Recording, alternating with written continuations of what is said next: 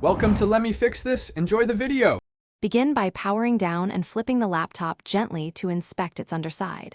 Look for a product sticker that often contains a 25-character Windows product key. If you find a removable battery, remove it and check inside that compartment. Keys can hide there. Next, open the original packaging and paperwork where vendors often print the 25-character key or license information. If you purchased Windows digitally, search your purchase email for a 25-character key or a license note that confirms activation details and purchase date. Start Windows and press Windows key and I to open settings, then go to System and Activation. Check whether Windows shows an activated digital license linked to your Microsoft account.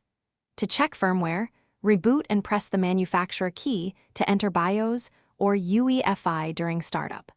Look for Windows product key entries in the BIOS system information pages. You can also open Command Prompt as administrator and run wmicpath software licensing service.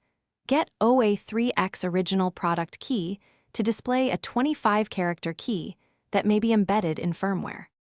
If you linked Windows to a Microsoft account, sign into Account. Microsoft. Com and check devices for activation details. That account stores digital licenses, so you do not always need a printed 25-character key. For installed systems, use a reputable key finder utility to export the 25-character product key from the running Windows installation. Before reinstalling Windows, confirm you either have that exported key or a linked Microsoft account for automatic reactivation.